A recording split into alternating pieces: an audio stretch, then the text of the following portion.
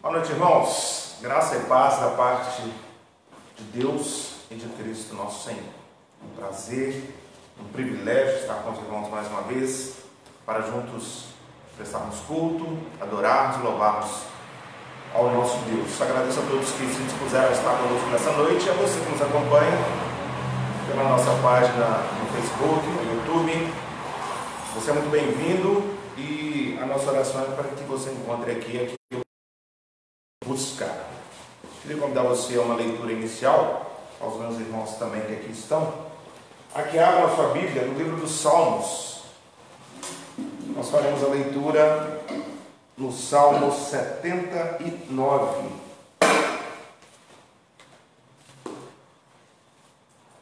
Nós faremos a leitura dos versos 9 ao verso 13. Salmo 79, do verso 9 ao verso 13.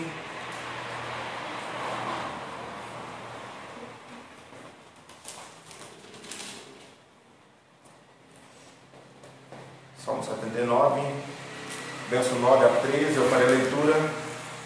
Onde quer que você esteja, acompanhe com reverência a leitura da palavra do Senhor, que nos diz assim: Assiste-nos, ó Deus e Salvador nosso, pela glória do teu nome, livra-nos e perdoa-nos os pecados por amor do teu nome.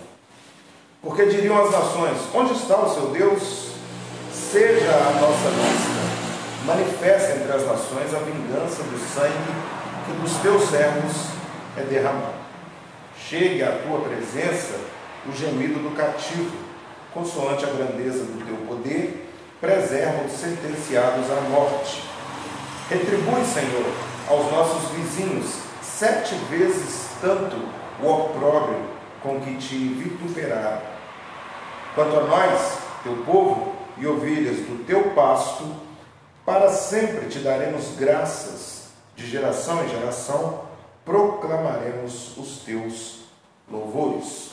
Louvado seja Deus pela sua santa e preciosa palavra. Irmãos, o Salmo 79, esse bloco, esse pedaço, essa porção que nós lemos, ela tem todos os elementos que nós usamos, as orações que nós fazemos quando da nossa liturgia, do culto presbiteriano, que é um momento de confissão de pecados, mas que é também num determinado momento de gratidão, de exaltação a Deus. O salmista inicia o salmo rogando ao Senhor que perdoe os seus pecados, e é interessante a compreensão que ele tem das suas faltas, da sua miséria, porque ele pede a Deus que perdoe os seus pecados, não porque ele mereça ser perdoado, mas pelos méritos de Cristo, para que o nome de Deus seja glorificado. Ele diz aí, escreve aí: perdoa-nos, para o louvor do teu próprio nome.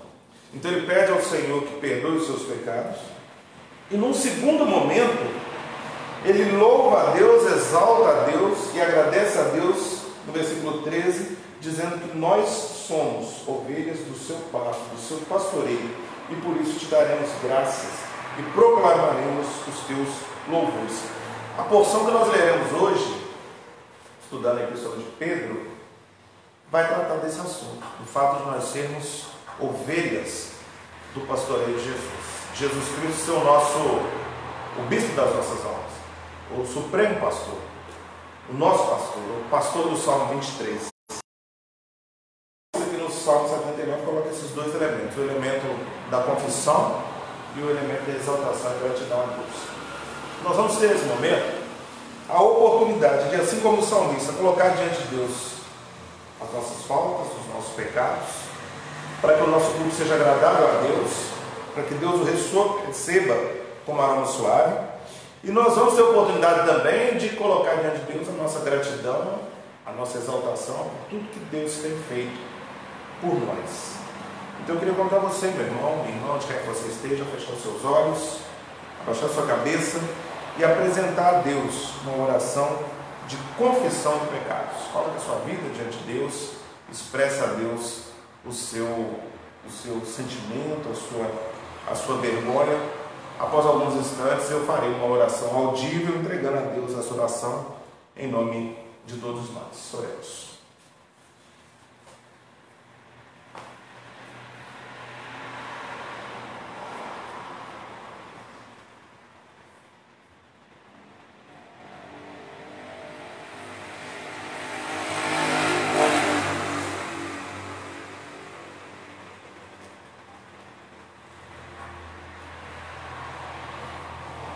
Bendize a minha alma ao Senhor. Tudo que é em mim, bendiga o teu santo nome. Bendize a minha alma ao Senhor e não se esqueça de nenhum só dos seus benefícios. Senhor, nós queremos nos colocar na tua presença nessa noite, como ovelhas do teu pastoreio, Senhor. Nós queremos nos colocar diante do Senhor nessa noite, como teus filhos. Nós queremos nos colocar diante do Senhor nessa noite como um povo que o Senhor mesmo chamou para si, elegeu desde a fundação do mundo. Cuida, sustenta, alimenta, guarda, protege e derrama sobre esse povo, dia após dia, a tua graça e a tua misericórdia. Nós queremos nos colocar diante do Senhor, reconhecendo todos esses benefícios. Nós temos pecado contra o Senhor, nós temos falhado contra o Senhor, nós temos desobedecido as tuas leis, os teus preceitos, nós temos muitas vezes envergonhado o teu evangelho. Por isso queremos nos colocar aqui diante do Senhor, arrependidos, com o coração apertado, envergonhado, porque sabemos que alguns dos erros que nós cometemos, nós já deveríamos estar totalmente libertos deles, mas temos dado muitas vezes lugar à nossa carne, temos dado lugar muitas vezes à nossa vaidade, à nossa prepotência, temos abaixado a nossa guarda, confiado em nós mesmos e por isso temos caído. O Senhor tenha misericórdia de nós, o Senhor nos perdoe e que o Senhor olhe para nós com um olhar compassivo, longânimo, ciente que é o Senhor, de que no nosso coração existe um senso genuíno de arrependimento. Sonda-nos, ó Deus, é a nossa oração, é a oração que nós fazemos no nome santo de Cristo Jesus. Amém. Muito bem, irmãos, nós vamos ter a oportunidade ainda, antes de adentrarmos ao nosso texto, de colocar diante de Deus as nossas orações, os nossos clamores, as nossas súplicas. Eu queria então dar a oportunidade aos irmãos, caso tenha algum pedido pelo qual nós possamos orar nessa noite. Algum pedido de oração? Diácono Márcio? Pelo restabelecimento da Luciane, é uma amiga nossa, amiga dela, ela sofreu um restabelecimento da saúde, ela sofreu um acidente de moto, ela se recuperando. Vamos orar então pela Luciane, para que Deus possa restaurá-la, restaurar sua saúde após esse acidente. Nosso irmão diácono Juliano. A minha sogra, Elenir de Fátima. Eneida. Elenir de Fátima. Elenir. Vamos orar então. Ela se recuperando da cirurgia dela e está com dificuldade de tirar o som agora, mas está com dificuldade. Vamos orar por ela também. Então, Luciane. Elenir, Luciane, vamos dar a ajuda dos irmãos, hein? Quem mais, dona Elizabeth? Eu peço que ela viaje nesse decisão de Caxias, Santa Catarina, Orar pela Rafaela, pela Rosana, que estão indo em viagem para Santa Catarina. Jarbas.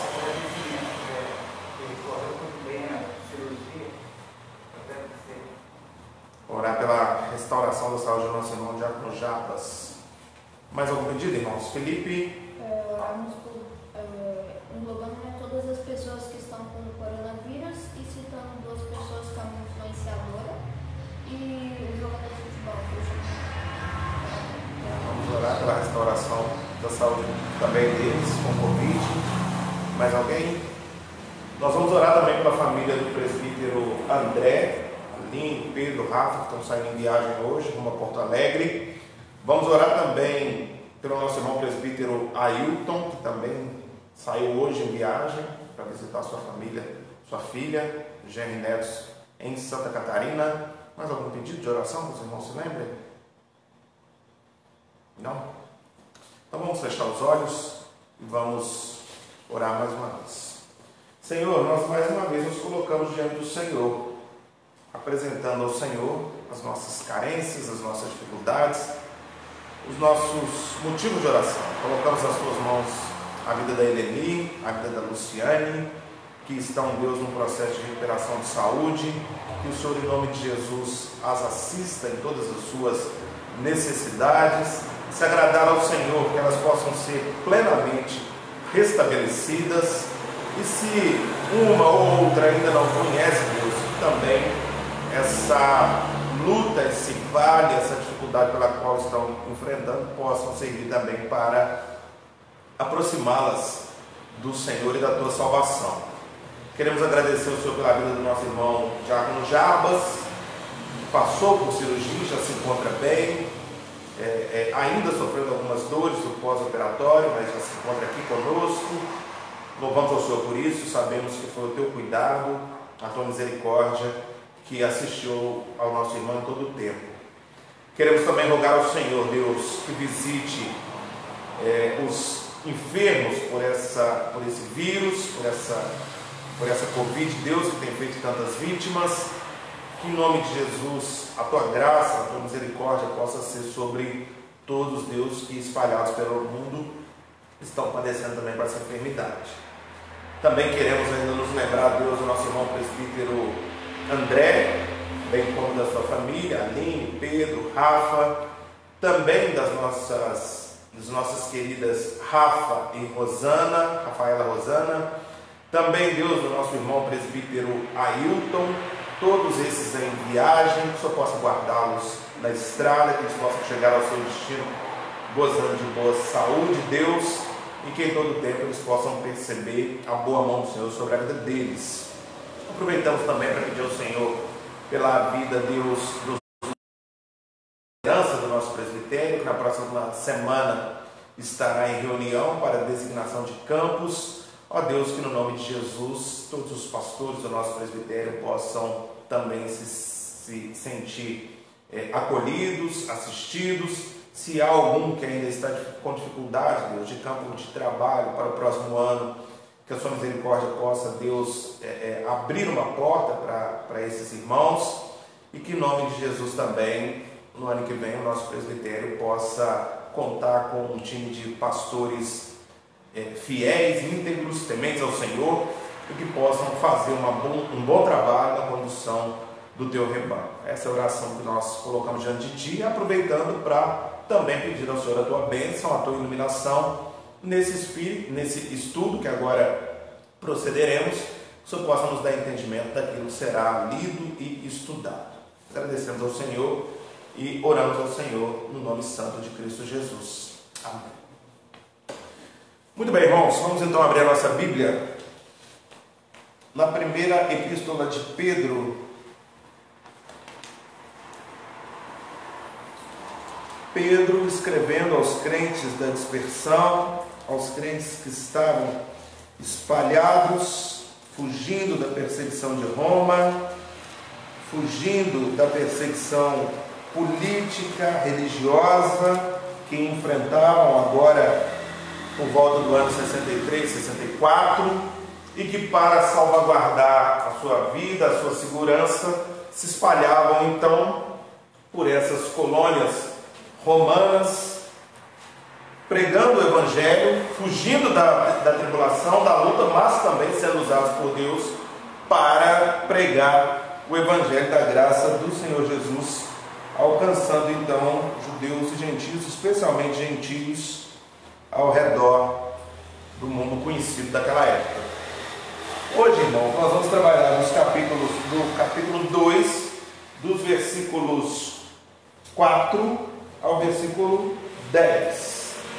Semana passada nós trabalhamos até o versículo 3, hoje nós vamos iniciar a partir do versículo 4, então. 1 Pedro 2, 4 a 10, a palavra de Deus vai nos dizer assim: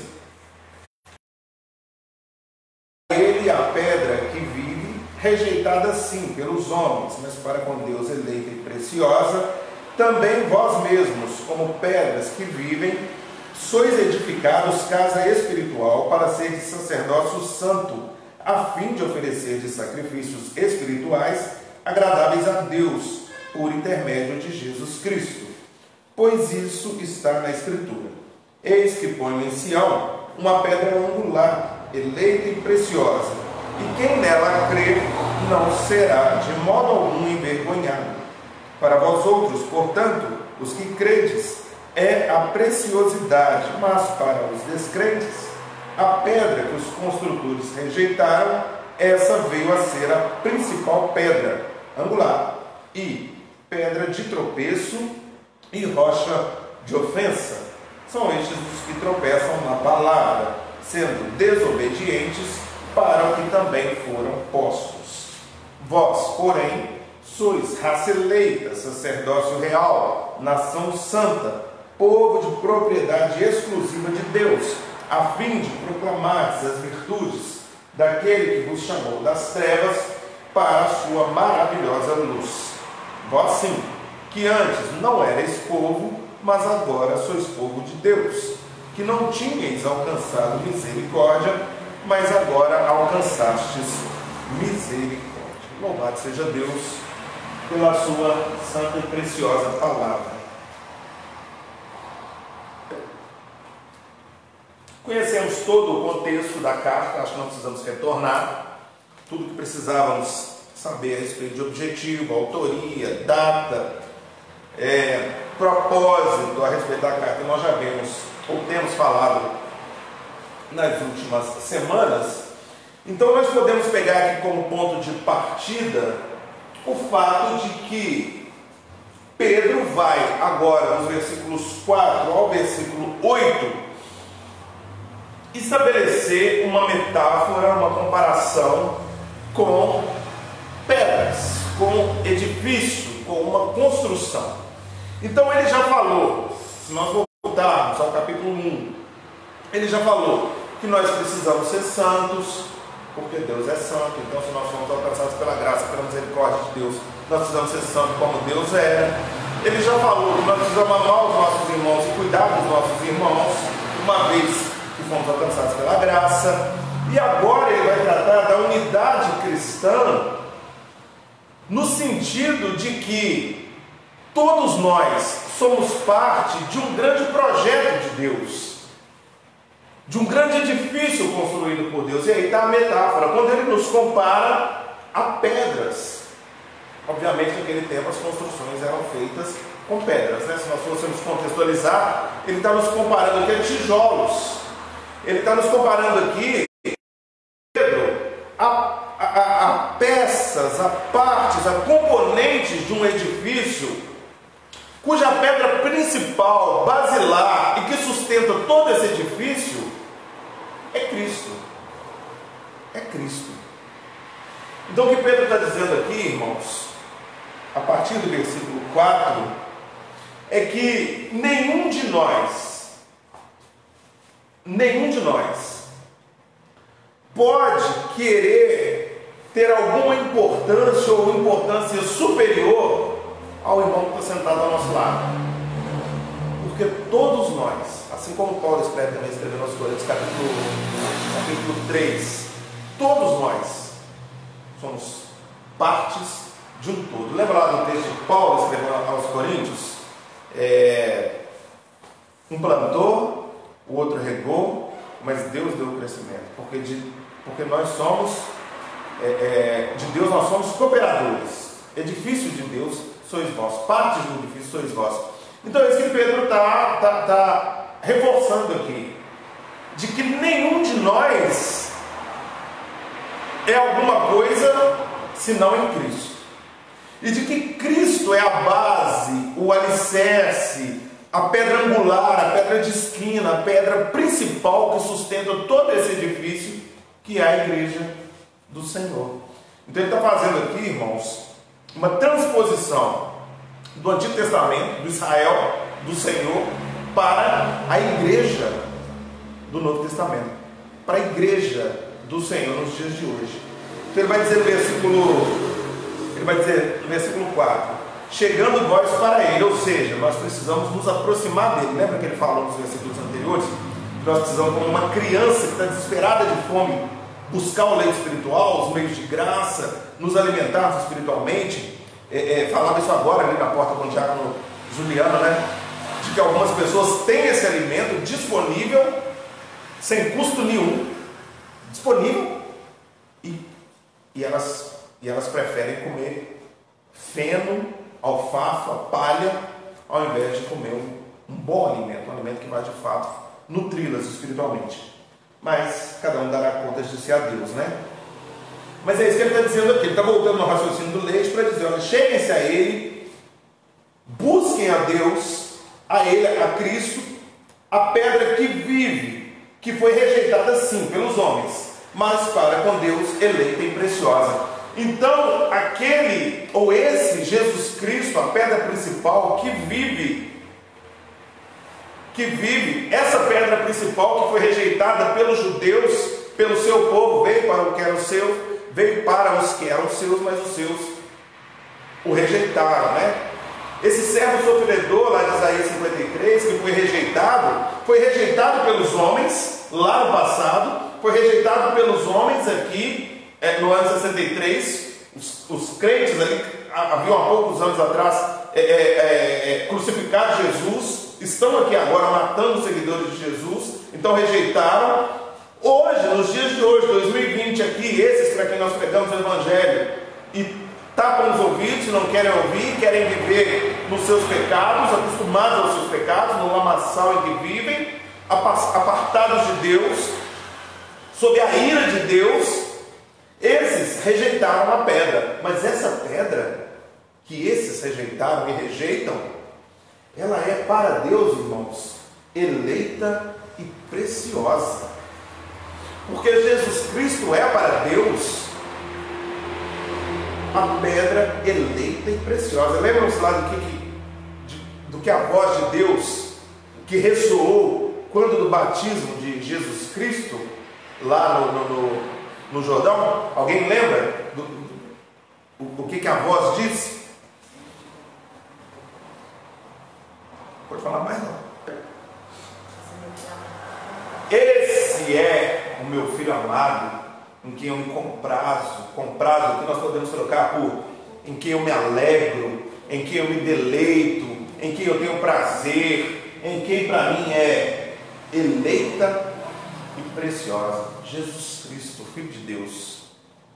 Essa é a pedra eleita e preciosa. No versículo 5, também vós mesmos, como pedras que vivem, sois edificados casa espiritual para ser sacerdócio santo. Vamos parar aqui. Então nós,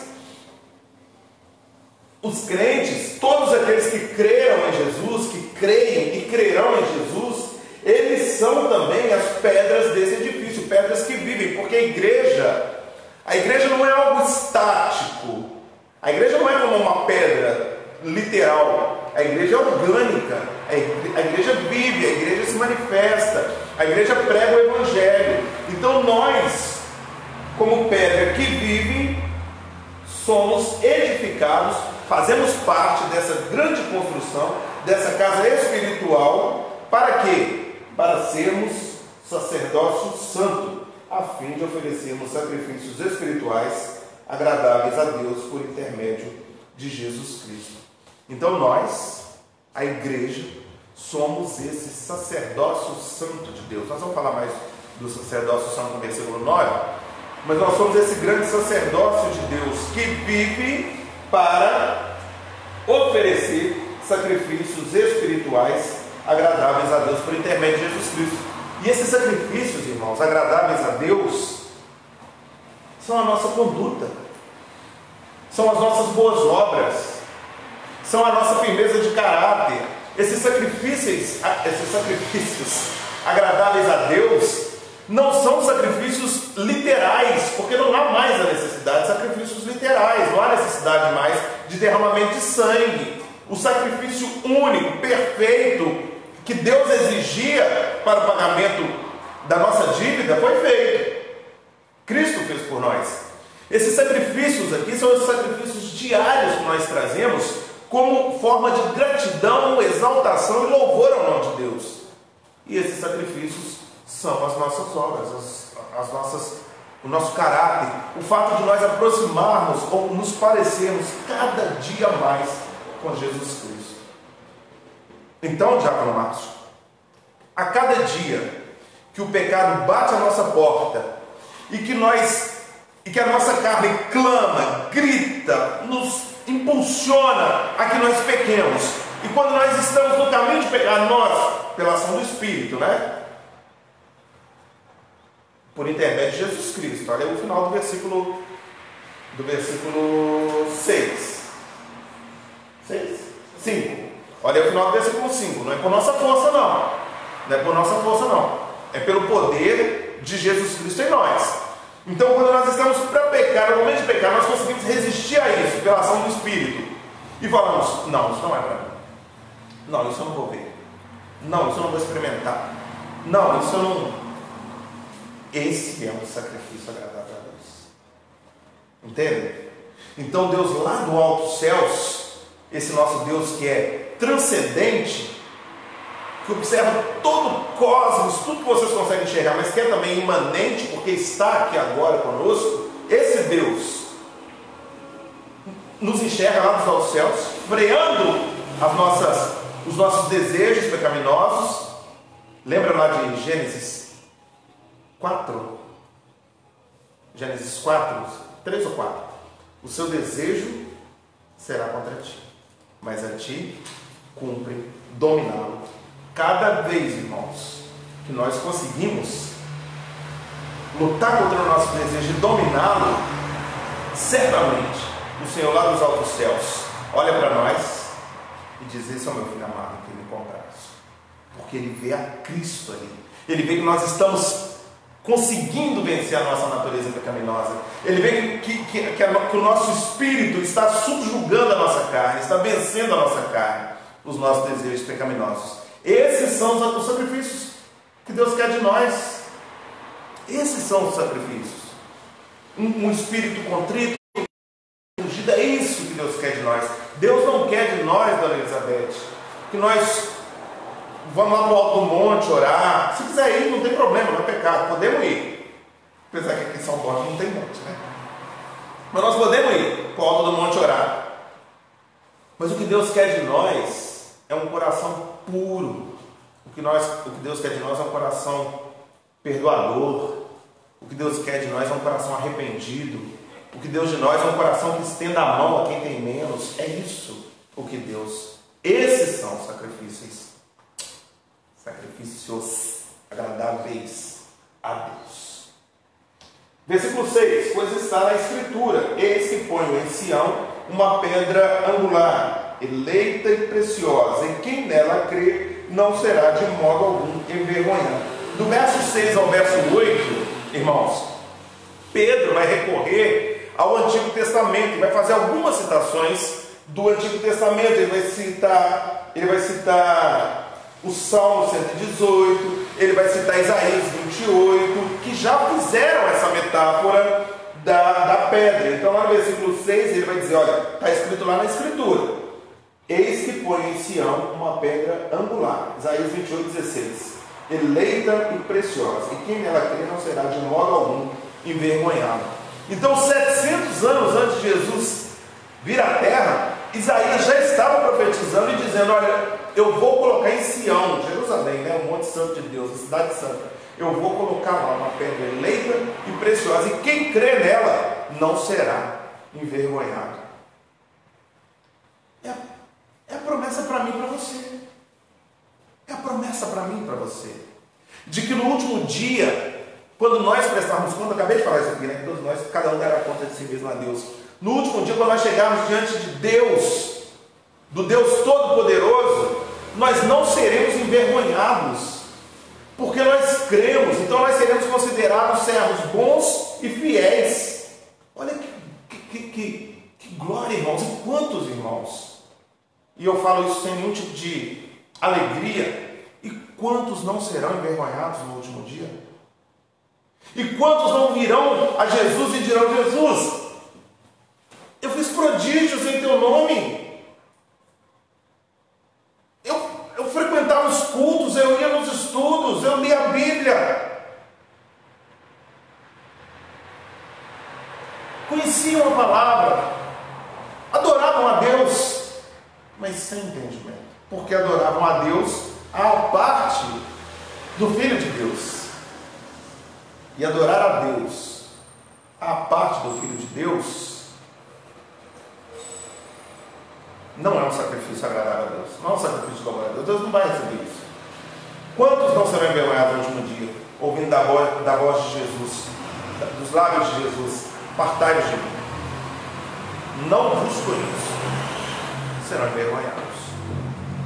Versículo 7: para vós outros, portanto, ou para vocês, os que creem, é a preciosidade, mas para os descrentes, a pedra que os construtores rejeitaram, essa veio a ser a principal pedra angular. Então, para nós que cremos, irmãos, Jesus Cristo é a preciosidade, é aquilo que mais importante nós temos, porque tudo que nós buscamos nessa terra e tentamos conquistar como os tesouros dessa terra, o dinheiro, a prata, o ouro, tudo isso que nós buscamos desesperadamente, nós teremos de graça nos céus, sem fazer esforço nenhum. Então toda a riqueza daqui, tudo que é precioso aqui aos nossos olhos, é névoa, porque a verdadeira preciosidade está em quem vai nos dar tudo isso, sem que a gente tenha que se afadigar. Basta crer, basta acreditar. E aí talvez você pense assim: pastor, não é tão simples assim não, tem que crer e tem que fazer o que ele manda. Claro, mas quem crê faz o que ele manda. Os vossos mandamentos, né, não são penosos, não é isso que a palavra diz? Então é penoso para quem não crê. Se eu for falar com um descrente, você precisa parar de roubar, por exemplo. Você precisa parar de roubar. O descrente vai falar: peraí, eu tenho as coisas que eu tenho, porque eu roubo. Tudo que me dá prazer nessa vida eu consigo porque eu roubo, com o dinheiro do meu roubo. Eu vou parar de roubar? Tá louco, não vou fazer isso nunca. Então é loucura para o descrente. Mas para nós não, porque quando nós cremos, quando a graça nos alcança, a misericórdia nos alcança e nós cremos, o Espírito mesmo já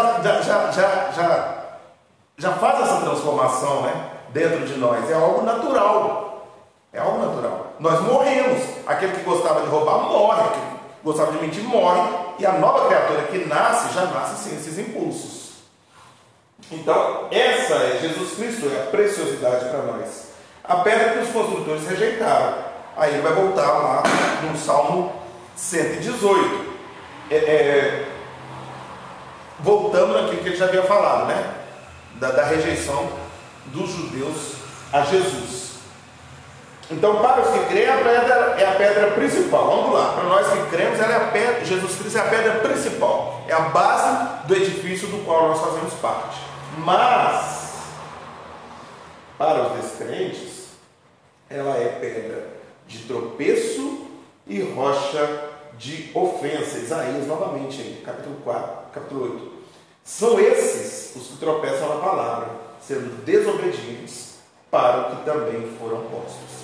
Então, se Jesus Cristo é uma preciosidade, é a pedra basilar, o alicerce para nós que cremos, porque nele nós seremos edificados, por outro lado, ele é para os descrentes pedra de tropeço. Eles tropeçam nele, porque eles recusaram a mensagem da cruz, porque eles desprezaram, porque eles se aborreceram, odiaram aquele a quem Deus enviou.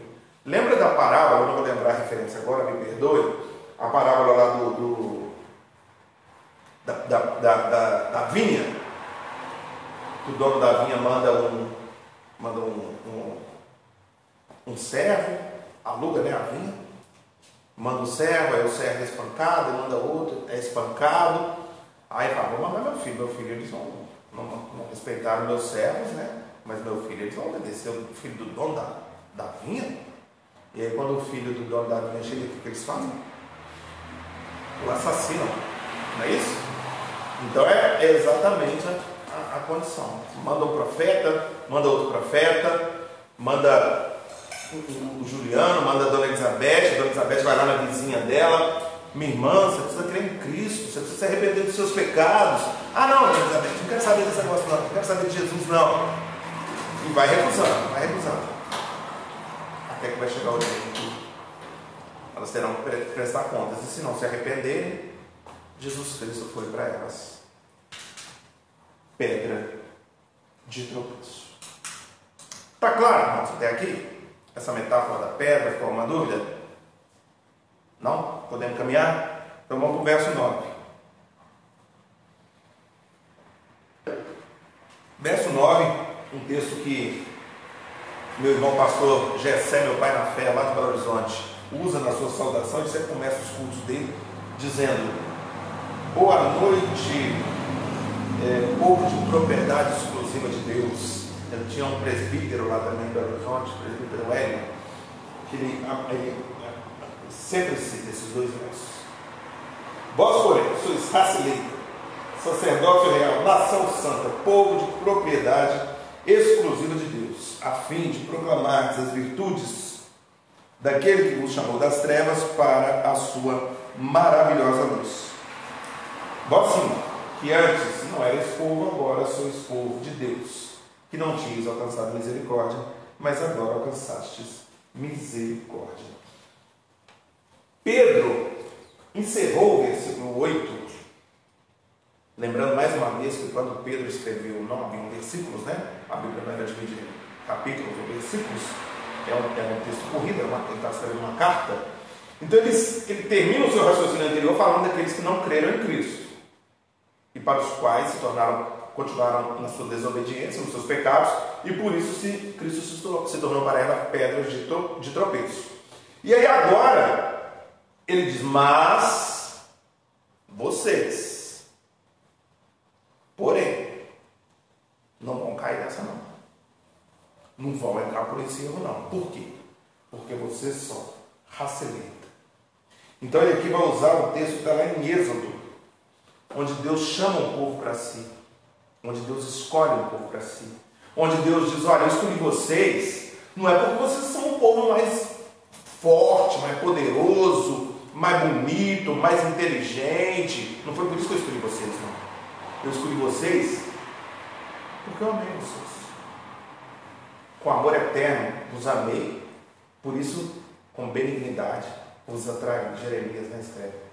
Então Pedro está dizendo aqui isso: vocês são raça eleita. Irmãos, dentre todos os povos mais poderosos do que os judeus, do que o povo de Israel daquela época, aprove a Deus escolher aquele minúsculo povo para ser o seu povo, para ser a base, né? Obviamente, todos que depois creriam, né? No Antigo Testamento pela fé, nas promessas, no Novo Testamento pela fé em Cristo.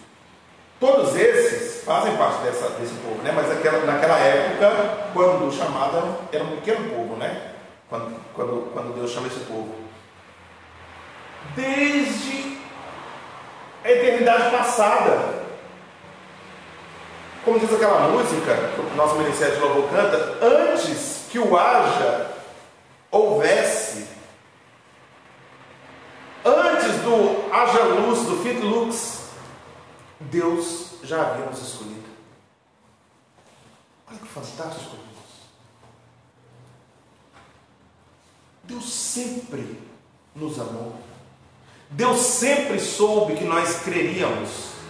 Deus sempre soube que em algum momento da nossa vida nós nos renderíamos a Ele. Nós acreditaríamos em tudo que esse livro sagrado ensina. Nós somos um povo eleito, e é por isso que nós não caímos da graça, porque não é algo que está acontecendo, não é algo que dependa de circunstâncias, do nosso procedimento, da nossa vida. É algo que já foi definido lá atrás. Estão entendendo? Lá atrás já foi definido, nada muda isso. Então, querido, vocês que estão comigo aqui essa noite, você que me acompanha pela internet e que creu no Senhor e que crê no Senhor Jesus, nós somos raça eleita. Mais do que isso, nós somos sacerdócio real. Nós somos sacerdotes. Nós não precisamos mais de um sacerdote que leve os nossos sacrifícios ao templo para derramar o sangue pelos nossos pecados, que nos represente diante de Deus. O véu foi rasgado.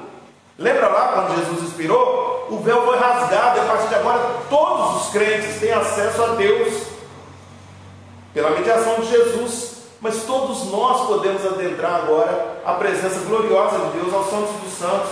Então, quando você ouvir alguém dizer assim, por exemplo, a oração do pastor tem mais poder, a pregação do pastor tem mais poder, mostra esse texto para essa pessoa e ensina para ela que todos nós somos sacerdócio real. Todos nós. Então a oração de alguém que acabou de se converter e crer em Jesus tem o mesmo poder que a oração do pastor mais renomado, famoso e conhecido, que você talvez acompanhe pelas mídias sociais. Porque é no mediador que está o valor, e não em quem ora. Estão entendendo? E desde que o mediador seja Jesus Cristo, irmãos, a sua oração vai chegar ao destino final dela. Então nós agora somos sacerdotes real, ou seja, existe um reino e nós fazemos parte desse reino. Olha para vocês verem o que Cristo conquistou para nós na cruz do Calvário. Existe um reino, se é sacerdócio real, é porque existe um reino. Se existe um reino, existe um reino. E nós fazemos parte desse reino. Nós somos herdeiros desse reino.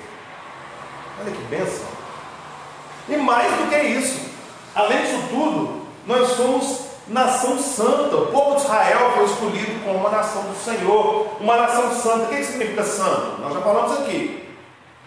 Santo significa separado. Então essa nação de Israel é uma nação santa, uma nação separada, uma nação que o Senhor escolheu para santificar dia após dia, para que dia após dia essa nação, esse povo que constitui essa nação, se pareça mais com Jesus Cristo. E todos nós, à medida que vamos sendo convertidos por Deus, passamos a fazer parte dessa nação.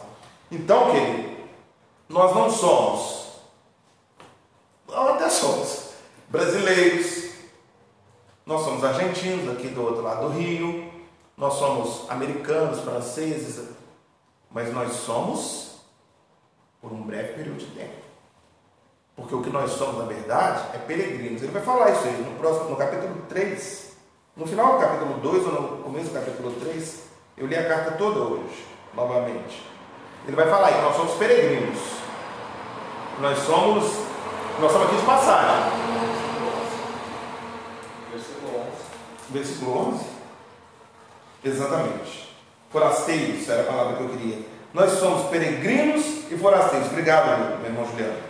Nós somos peregrinos e forasteiros aqui. Nós não somos dessa nação. A nossa nação mesmo é a nação da Nova Jerusalém. Nós somos o Sião do Senhor. Nós somos a nação santa, separada pelo Senhor. Povo de propriedade exclusiva de Deus. Irmãos, aí vai reforçar a ideia da raça eleita, né? Nós somos povo de propriedade exclusiva de Deus. Deus nos comprou com o sangue do seu Filho. Então você entende por que você não pode viver a vida da maneira como você bem entender? Você entende como você não pode sair pela rua falando, deixa a vida me levar, a vida leva eu? Você não pode viver imerso, acostumado com os pecados. Não pode, porque você não é dono de si. Em Cristo, nós somos livres. Nós somos livres. Mas nós somos livres de quê? Da condenação do pecado, das amarras do pecado, e daqui a pouco, da presença do pecado, na glória, né? Mas já somos livres da condenação do pecado e da presença na glória. Do domínio do pecado e da ação do pecado. Já somos livres. Ok? Somos livres. Mas fomos comprados por alto preço, preço de sangue. E por isso nós não podemos viver da maneira como nós bem entendermos. Nós precisamos viver como aquele que nos comprou nos exorta a viver. É simples assim, irmãos.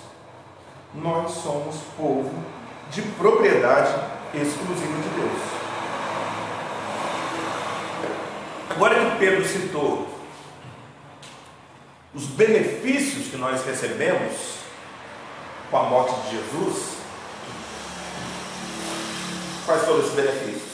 O fato de nós sermos raça eleita, sacerdócio real, nação santa, povo de propriedade exclusiva de Deus. Ele citou os benefícios e agora ele vai citar as implicações, as responsabilidades. Já que vocês são tudo isso que eu acabei de falar, por que vocês foram escolhidos? Para que vocês foram escolhidos? E aí vai dizer, para que vocês proclamem as virtudes daquele que vos chamou das trevas para a sua maravilhosa luz. Então, amado, amada, nós somos salvos, nós somos igreja, nós somos o edifício de Deus hoje, nós somos a igreja do Senhor hoje, para proclamar as virtudes de Deus, para testemunhar daquilo que Deus fez, faz e fará, para dizer ao mundo que existe uma solução, que existe um caminho, que existe um mundo. As pessoas estão batendo a cabeça na parede, desesperadas, se entregando a prazeres, se entregando a vícios, para encontrar respostas, soluções, para encontrar uma maneira de continuar vivendo nesse mundo que é hostil, que oprime, que assusta. E o nosso papel como igreja é dizer para elas: eu tenho solução para isso. Eu conheço. Então, quando alguém vem até nós, mas eu não sei o que fazer, eu não sei para onde caminhar, me ajuda. A igreja serve para dizer para essa pessoa: olha, eu não posso te ajudar, porque eu estou no mesmo barco que tu, mas eu sei quem pode. Eu sei quem pode. E aí apresentar para essa pessoa o Evangelho da graça do Senhor Jesus. É para isso, irmãos, que nós somos chamados, para proclamar as virtudes, os atributos daquele que nos chamou das trevas para a sua maravilhosa luz. Quais são as virtudes de Deus? Quais são as virtudes de Cristo que nós devemos proclamar? A sua bondade, a sua misericórdia, a sua graça, a sua longanimidade, a sua paciência, o seu poder, a sua santidade. E nós vamos ficar aqui até 15 para meia-noite e não vamos acabar de falar. É para isso que nós estamos aqui, irmãos. Nós não estamos aqui para sermos prósperos, como apregoa os pregadores da teologia da prosperidade. Nós não estamos aqui para sermos bem-sucedidos. Nós não estamos aqui para sermos saudáveis. Nós não estamos aqui para conquistarmos o melhor dessa terra, para termos carros, casas. Não dá para nada disso. Nós estamos aqui para sofrer o sofrimento de Cristo. Porque se nós sofrermos a morte de Cristo, nós receberemos também a herança de Cristo. Então é para isso que a gente tem. Para pregar o Evangelho, para falar do amor de Deus para todas as nações. E aí ele vai dizer, né, no versículo 10, fechando aqui esse bloco: vós sim, ou vocês sim, que antes não erais povo, mas agora sois povo de Deus, que não tinhais alcançado misericórdia, mas agora alcançastes misericórdia. Ele está aqui explicando a questão da eleição do povo que Deus havia chamado para ele, que era o povo judeu, né? Esses eram os receptores originais da graça e da misericórdia de Deus, judeus. Como os judeus recusaram, essa graça então passou aos gentios, a todos os povos de todas as nações, a todos que creem. Então vós que não erais povo, vós que não faziam parte sanguínea de Abraão, mas agora, pela fé, também são povo. Vocês que não tinham alcançado misericórdia, que estavam debaixo da ira de Deus, do juízo de Deus, porque creram, agora alcançaram misericórdia. Então, irmãos, ele vai fechar esse bloco dizendo a respeito da nossa adoção, mesmo não sendo descendentes de Abraão. Pela fé, todos nós nos tornamos herdeiros da promessa que foi feita a Abraão. Separei duas citações aqui, deixa eu só achá-las, e aí eu vou usar as duas citações e depois nós vamos fazer uma conclusão, uma aplicação para os nossos dias. A primeira citação é de William Barclay, a respeito do versículo 9, a fim de proclamar as virtudes daquele que o chamou. William Barclay, no comentarista, ele diz que é obrigação do cristão contar aos outros o que Deus tem feito. Então não é algo opcional, não é algo que eu faço se eu quiser.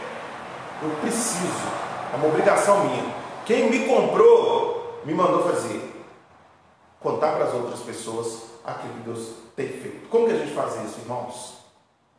A gente faz isso proclamando o Evangelho, pregando o Evangelho para outras pessoas.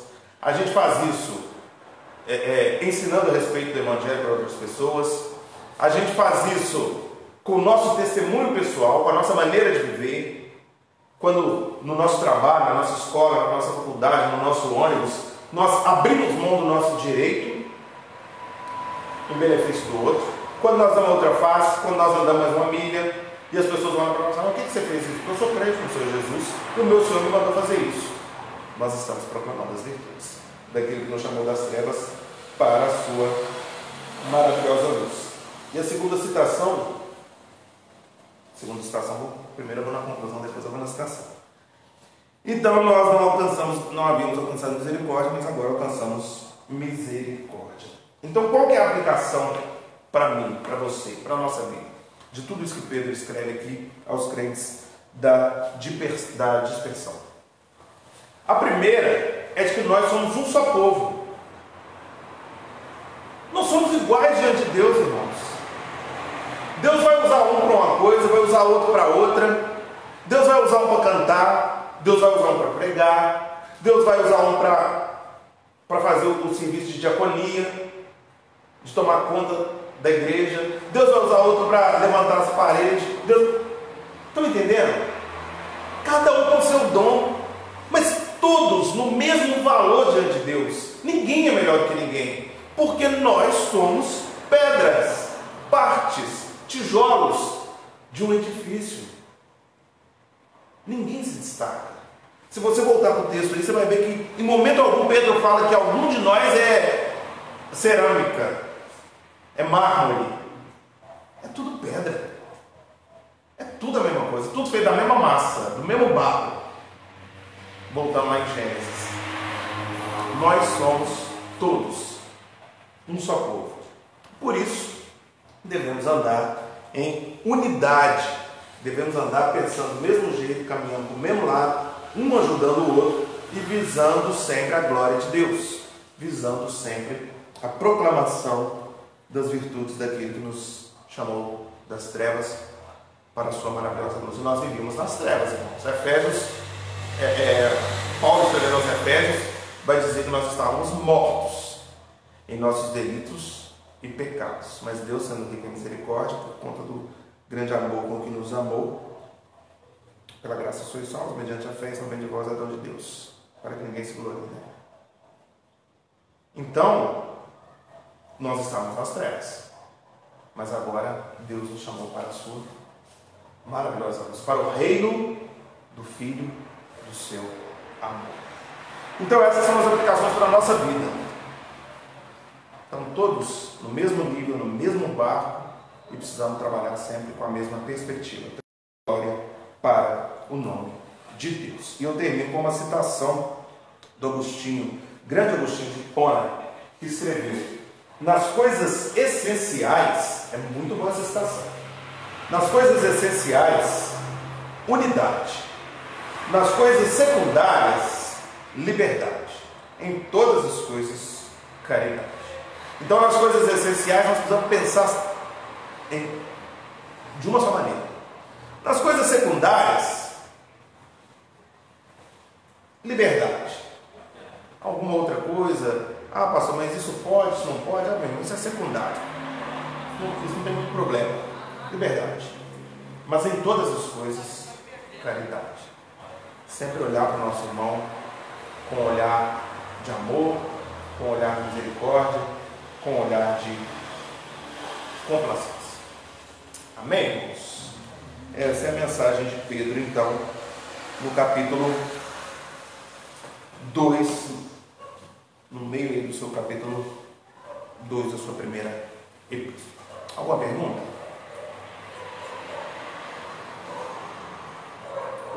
Se não há, gostaria de convidar você então a se colocar de pé. Nós vamos orar e eu vou rogar a bênção do Senhor sobre a sua vida e logo depois nós estaremos então despedidos. Vamos orar?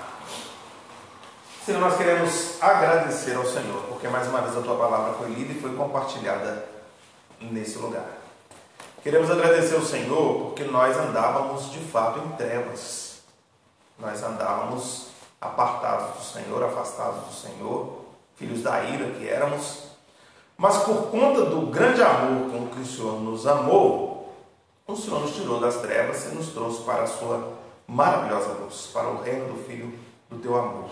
Por isso nós somos gratos ao Senhor e queremos agora proclamar as Tuas virtudes e dizer, num hino de doxologia, num hino de louvor, que o Senhor é o único Deus vivo e verdadeiro, que não há outro Deus além de Ti, que nunca, jamais se ouviu, nem os olhos viram, nem ouvidos ouviram, nem jamais penetrou em coração humano tudo aquilo que o Senhor faz por aqueles que o amam. E nós temos experimentado dessa bondade, desse amor, dessa graça e misericórdia dia após dia. Somos gratos ao Senhor por isso e que o Senhor nos conceda saúde, Deus, para que nós possamos continuar proclamando as Tuas virtudes por onde quer que nós andemos.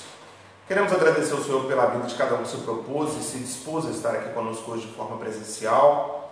Queremos agradecer ao Senhor pela vida daqueles que não quiseram ou não puderam estar aqui. Queremos agradecer ao Senhor também pela vida daqueles que nos acompanham agora ao vivo e nos acompanharão em outro momento pelas nossas redes sociais.